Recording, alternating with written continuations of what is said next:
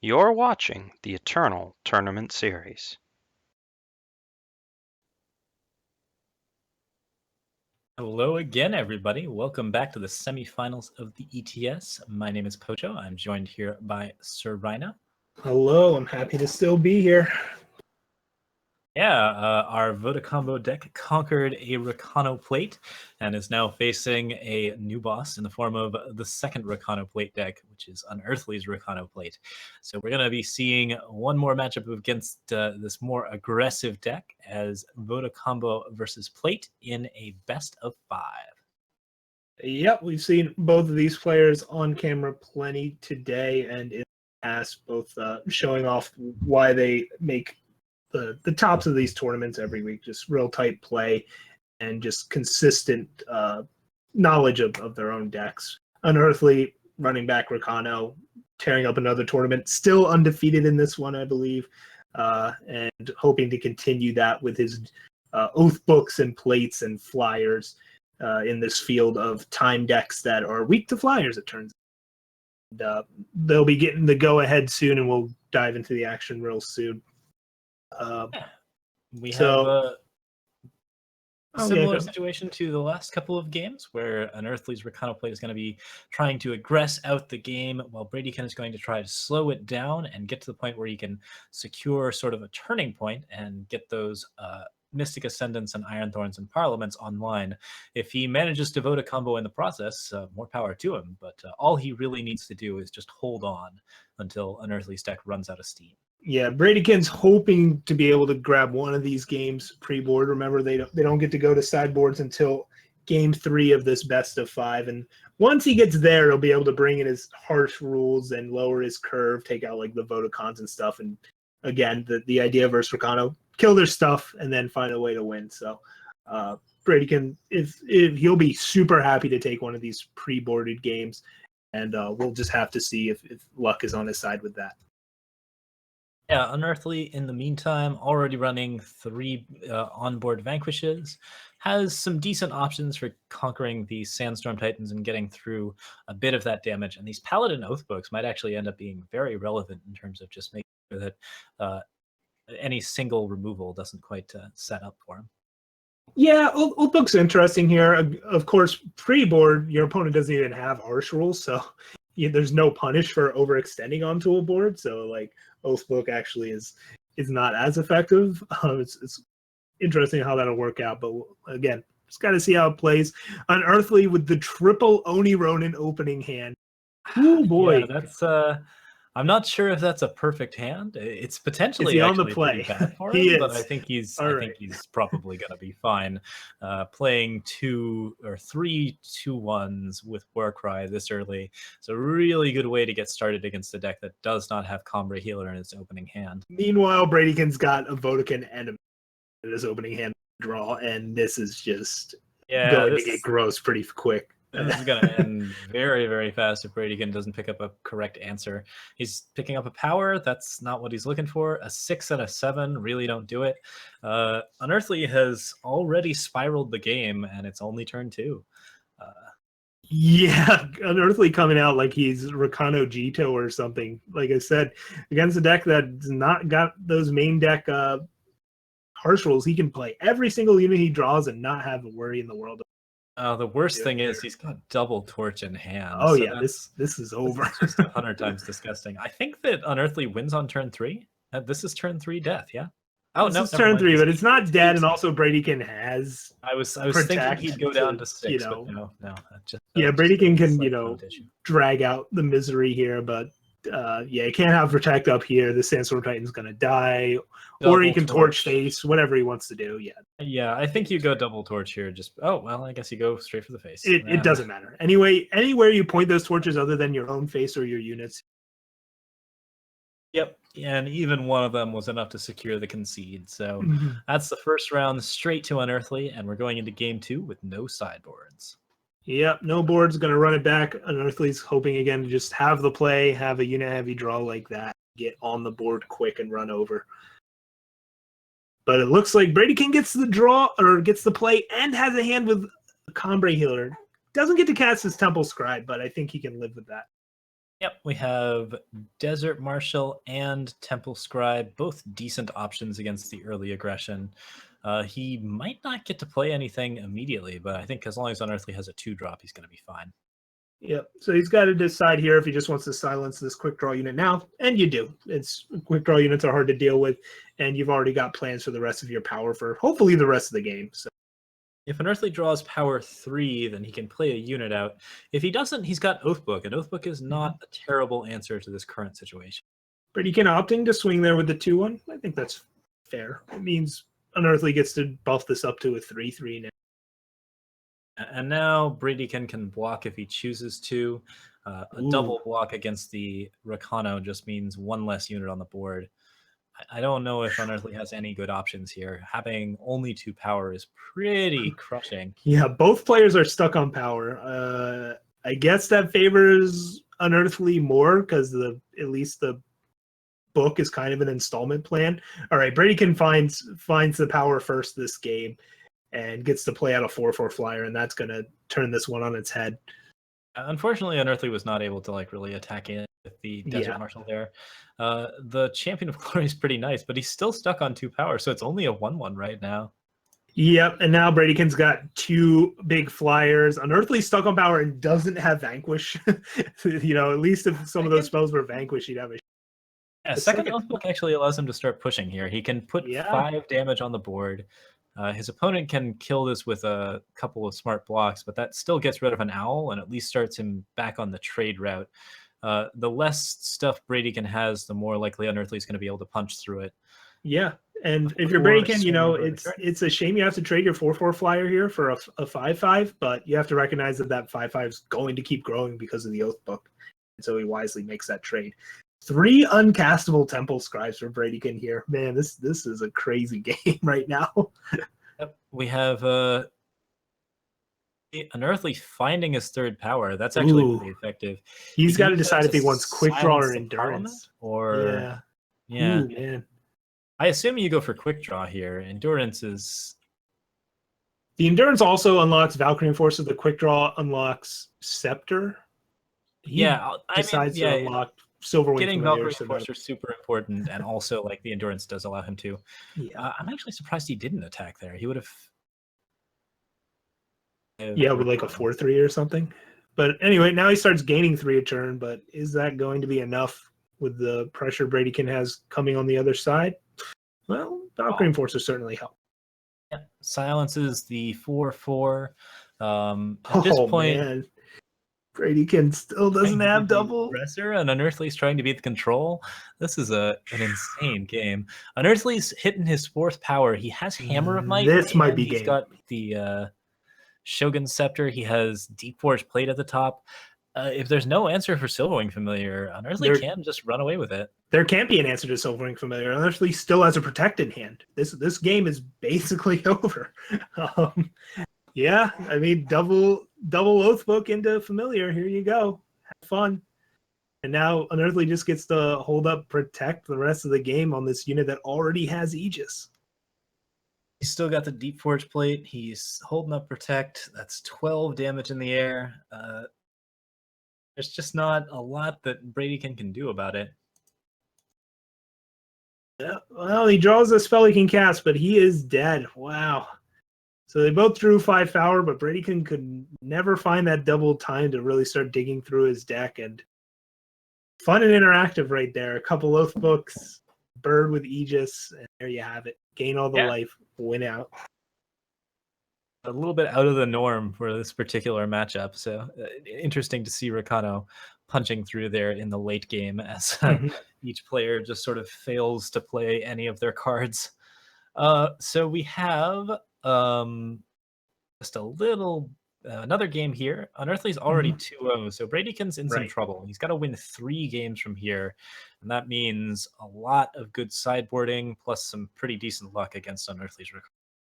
Yeah, if you told Bradykin he was going to be down 2 games before game 3, he wouldn't have been surprised. But I think he would have been a little surprised that that's how game 2 went. I do like how game 2 really showcased the potential power of Oathbook, where it's like this installment plan weapon, where if it was a weapon that Unearthly could never cast, those those Silvering Familiars would have been awful, but because he actually got to play those Oath Books before the unit that he wanted to buff them with, it ended up letting him turn that game around a lot quicker. Rhino banner setting up red and green here, and Bradykin stuck on 2.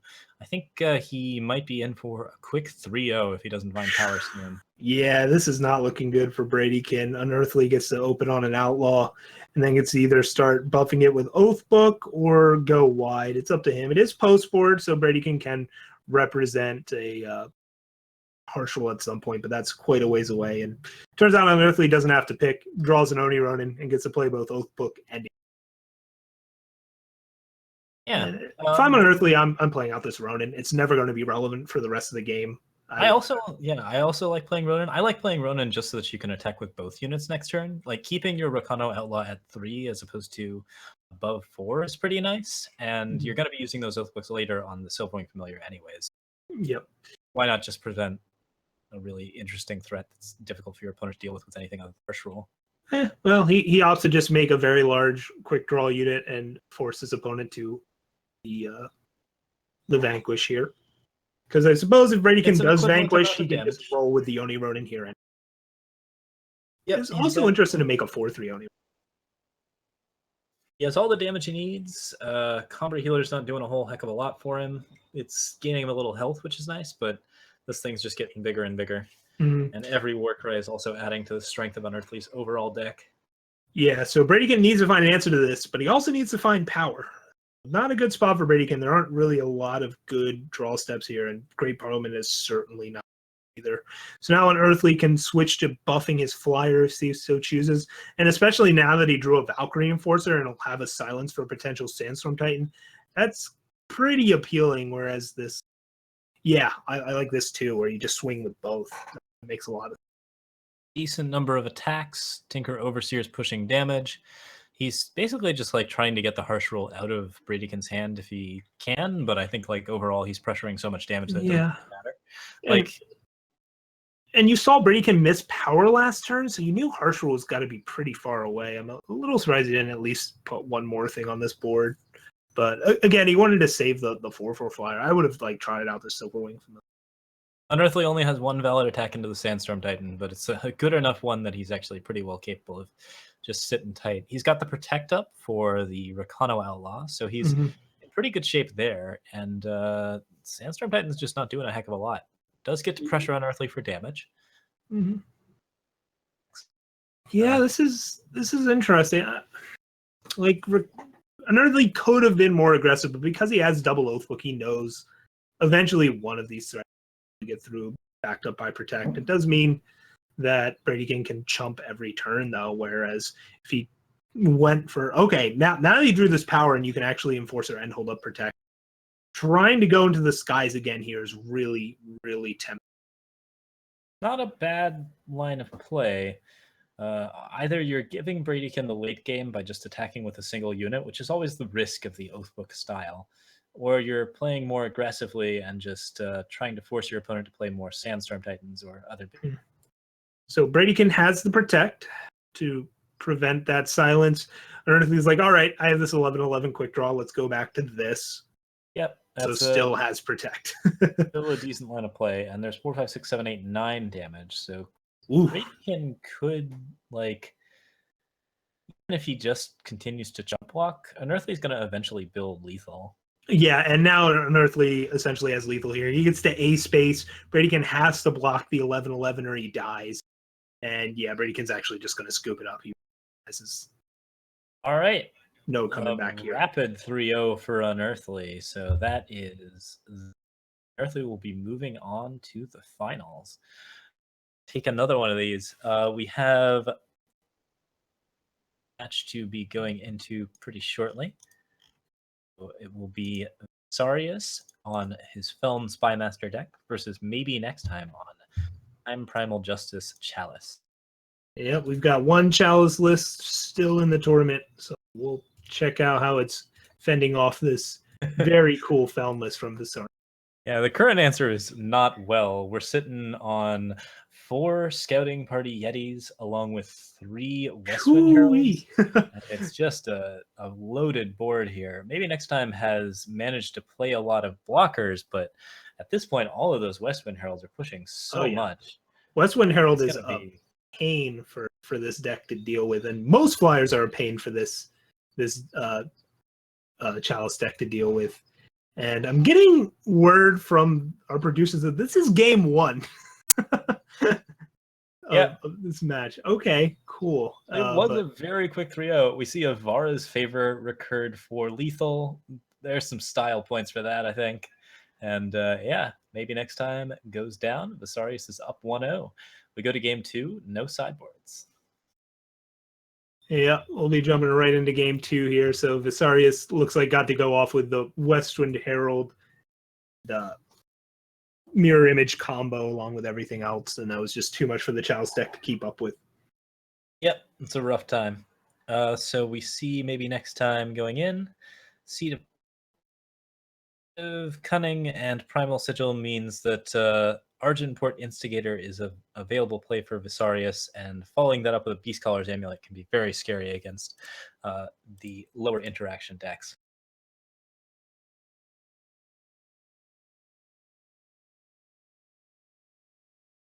Okay, so Argenport Instigator is our 2-drop setup, and let's see if... Yeah, Instigator comes down and has the amulet for it potentially. You've got to decide if they don't have the Desert Marshal. Sorry, it's been a long day. You're so far ahead here. They do, but you have another amulet anyway. Yeah. Although they don't even have to block your 4/3. Yeah, so now the second amulet is not as good. That's putting Visarius in a rougher situation. He took a gamble and he lost. From here, maybe next time has some potential ways to reclaim the board. All right, well, I guess you Sabo and try and take out the Chalice before it can come down. All right, there's 2 Chalices. So now you've got to decide, do you take out the Chalice or do you take the Harsh Rule? He goes for the Harsh Rule. I think that's a pretty good play. He's playing a more aggressive style. He doesn't care so much about the card draw. And as long as he can continue to push damage, that's pretty solid for him. Yeah. I feel like if you're going to be looking for the Harsh Rule with Sabos, though, you want to play the Beast Caller's Amulet first. Not necessarily, because again, you can just get. It's going to be hard to find a spot for Sabo, and if they only had 1 Chalice and like no Harshals, that's still like really good value or information to gather. Yeah, I don't know. Like I think there's a spot for Sabo pretty much every turn until he finds the 5. But at this point, it's tough. Yep. So he's got 5 damage here. He's got a 5/5. The Permafrost will help him out quite a little bit. Yep, and maybe next time opts to block. So he denies himself a card draw, but he's not going to be able to draw anytime soon. He needs to get a defense down.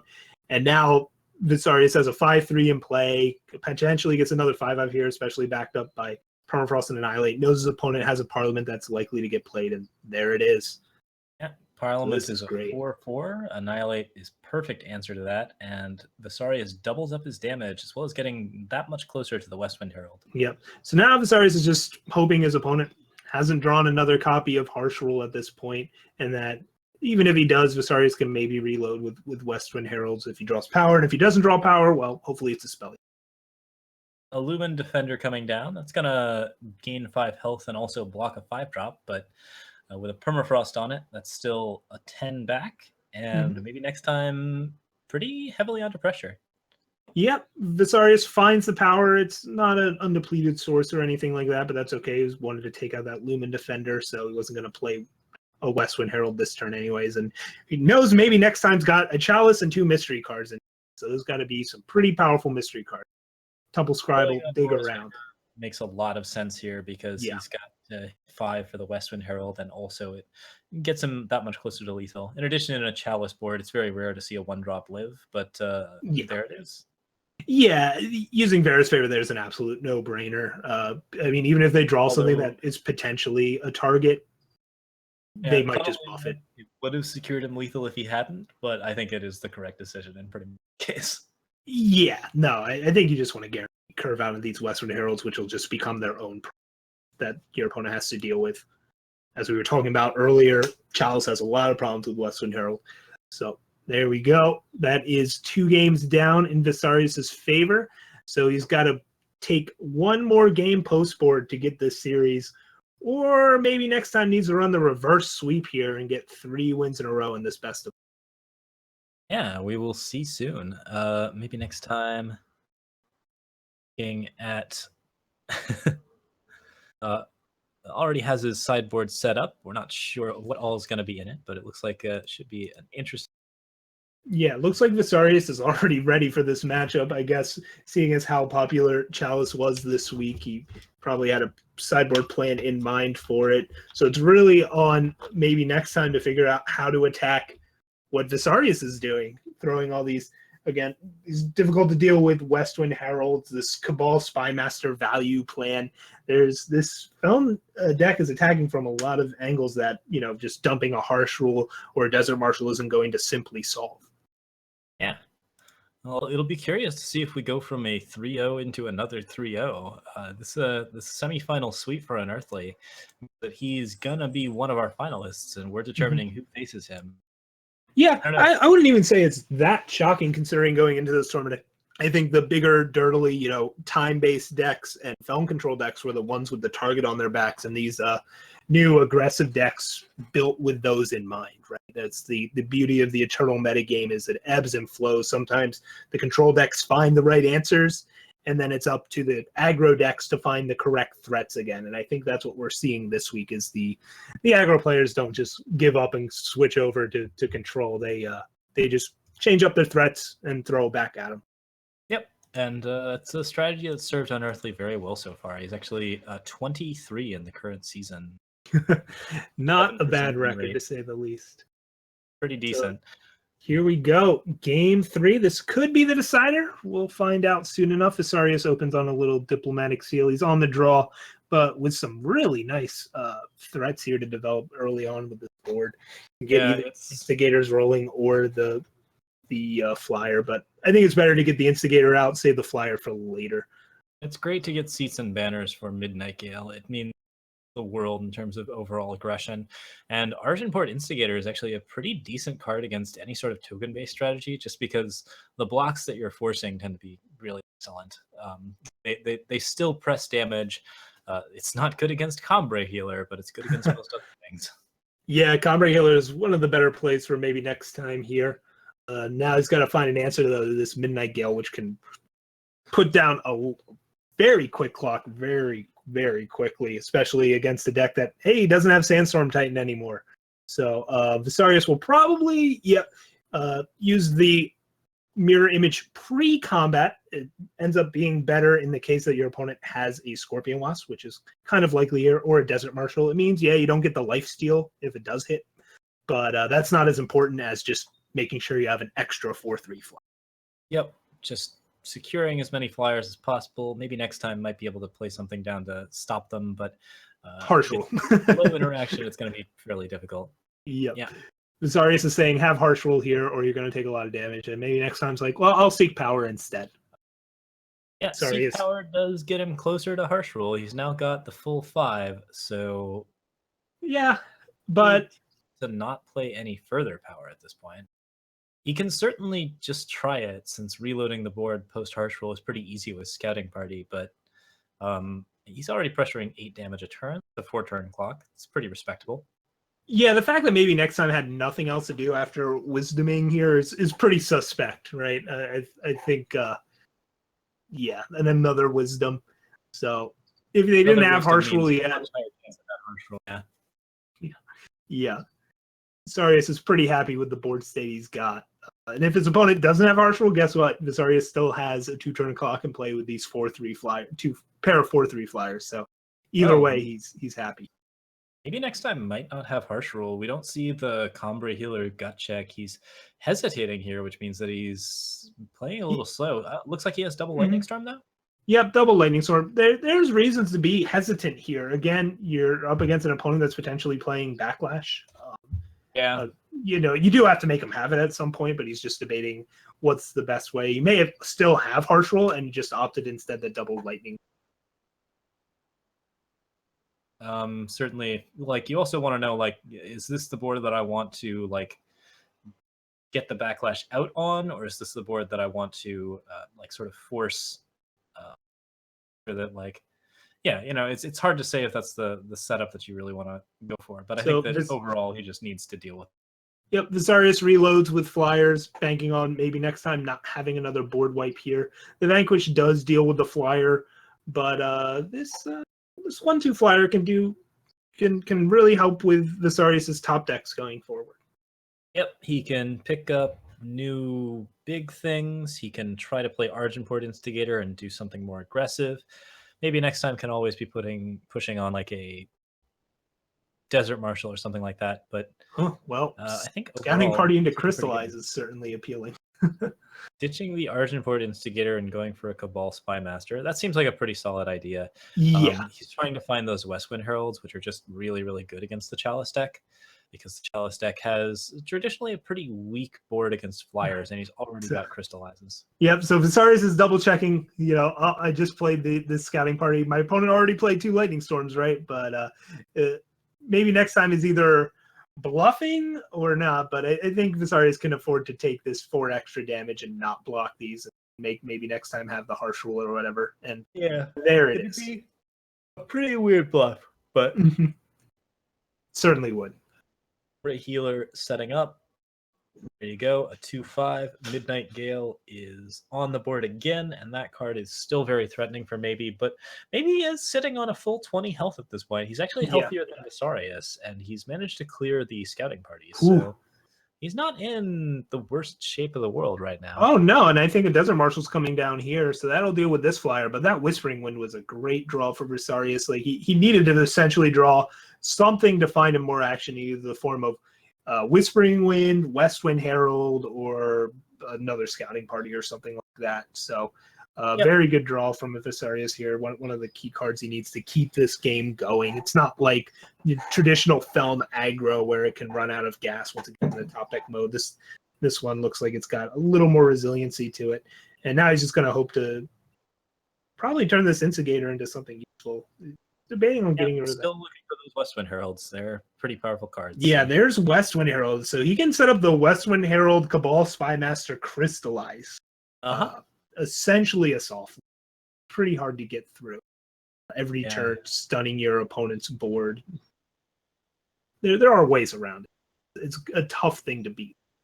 Wow, Sandstorm Titan comes down. That's the answer. Guessing sideboard tech.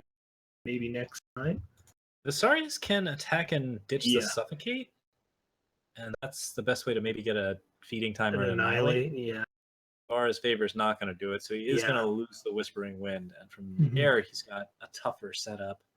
Yeah, maybe next time brought in 4 Sandstorm Titans, and that's going to cause some problems for Visarius, especially if Visarius still has things like Suffocate in it. Yeah, Cabal Spymaster not doing a whole heck of a lot. There's now an available double block for Visarius, but it's not appealing enough to take because you really need those Westwind Herald. Yeah, Sandstorm Titan's going to make this Crystallized plan a lot less good. That's for sure. Man. Didn't actually check maybe next time sideboard before this match, but there they are, 4 Sandstorm Titans. So this just got swung back and maybe next time's favor big time. Yep, Visarius has to find some form of removal. Diplomatic Seal is not it. He can play Spymaster and try to block, but that's not terribly effective. I think he's just in for a rough time. Crystal and Chalice is pushing more damage on the field. Sandstorm Titan's still amazing.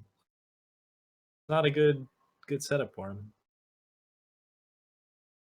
Yeah, this is going to be very hard for Visarius to get out of. I'm not sure what he can really do here to get back in the game, but draw an Annihilate. If he draws an Annihilate, then he can kill the Sandstorm Titan, crystallize the rest, and then just. He does not though, and that's going to be curtains for him. This is going up towards that concede button. There it is. Visarius concedes this one, and will maybe make some minor sideboard adjustments. I'm not sure if he was dead on board, but it was pretty close. So. It was pretty donezo with the. All right, so we're gonna have a game 4. Visarius needs to just win one more round, so Yep, he's gonna be pushing for it. he didn't even change his board, so I guess he's still happy. He expected the Sandstorm Titans to come in, and maybe next time just double checking his sideboard, and then they'll get back at it, which affords Visarius a shot at looking at his sideboard again.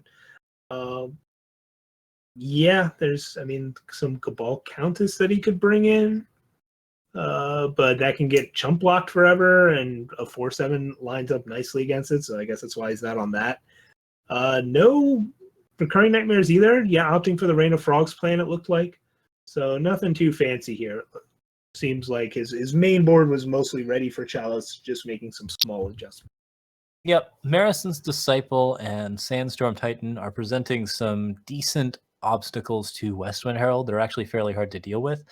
The Winds deck is going to have to get some sort of answer to Sandstorm Titan if Sandstorm Titan. Right. But he's got 4 Annihilates and 2 Feeding Times, and he knows to save the Annihilates for. The real question is does he keep this hand? Would need to draw Primal Source for that Midnight Gale to be castable. And keeping 2 spot removal spells is a little sketchy, but there are your best spot removal spells in this matchup. You've just got to hope to not draw more of them. So sorry, he opts to go with it. Yeah, he's got a good 2, a good 3, and a good 4. He just has to find the power. If he doesn't find the power, he's going to be sitting on Argenport Instigator and 2 Annihilates, which isn't really that bad. Allows him to get some pressure going. He will still be able to push a decent amount of damage every turn. Yep. So Visarius being on the play helps in that he can start off aggressive, but doesn't help that he's trying to find power here. And now Visarius opts to go with the Primal Source, probably because he has more Shadow Sources in his deck, a la or via the Varus Favors. Suffocate's a good pull here since it's such a strong answer to Combre Healer, which is one of the big cards that's going to stand in your way. Mm-hmm. He picks up Seed of Cunning as well, which means he's going to be able to Midnight Gale next turn. He's a little bit off curve, like just a little bit behind, but maybe next time he's not playing particularly fast, so he might be able to get something going. Being off curve is a shame, but it's better than not being able to curve at all. Maybe next time just played a depleted banner, so it looks like maybe next time is not any closer to having the correct power than Visarius is. So that singles that maybe next time's got a rather spell-heavy hand, I would guess here, and rather not unit-heavy. The fact that he had no units to play on through those first 3 turns. Yep, or he's sitting on a bunch of Sandstorm Titans, and that's just kind of being rough for him. Another Elysian banner depleted. Definitely none of the little units, and at this point, he's got to really worry. Scorpion Wasp does stop the 4/3, however, and that means that it's going to be a little bit easier for him from this point onwards, because you can expect to see a Sandstorm Titan next turn. Yeah, so he'll opt to use one of the Precious Annihilates here to keep this 4/3 in play. There was a little bit of a hesitation, it seemed, from maybe next time on that block, which made me think maybe he actually had a Question hand that he was thinking about saving for the 4/3, but that might have just been some weird internet latency things that you shouldn't read into. And there's the Titan. Titan number 1 is down. We're going to see if there's a Titan number 2, because Annihilate is going to clear that one up right quick. 7 damage here. Visarius gets his lifesteal unit, and from that point, he's golden as long as he doesn't see any more Sandstorm Titans. Good answer. Yeah, this is a critical turn here. Maybe next time, if he slams either a Sandstorm Titan or a Harsh Rule, can definitely stabilize this game and turn it around. Visarius unable to. Not a lot of units in it, so there's a good chance. Lumen Defender. That's not quite what you want there. It does gain you a turn, but it's not really dealing with the threats in play. It's Visarius super happy there. That maybe next time does not have the Titan, although he could have played it just to bait out another Annihilate and secure the Titan, which, again, that Titan is so that would have been a greedy line, but it may have been correct. Visarius also opting to use Varus Favor there instead of getting down the extra 1/2 flyer. There's reasons to go either way, but we'll see what happens here. I don't know if getting that power was that important, because if they didn't have anything super high impact last turn, how good is Rain of Frogs really going to be this upcoming? Yeah, he's found a Vanquish for the Midnight Gale. And now he has to answer the 3-3, which is going to be really hard. If he's got a Desert Yeah, Marshal, Rain Applause is going to take it out. Yep, here And comes the that'll secure rain. Lethal. Rain taking Desert Marshal will do it. That's it. Yeah, he held on to the Desert Marshal, and that ended up being a mistake. I don't think it would have worked for him to play it either, but No, he would have had to play like the 4/4 instead or something. No ambush response to spells, and Viserius takes the game 3-1. He will be facing Unearthly in the finals. Rakano Plate. Yep, Rakano Plate versus Feln Spymaster, just like everybody predicted this week. No, I did. Well, we'll see you all in the next round real soon. Thank you all so much for watching. Have a good night.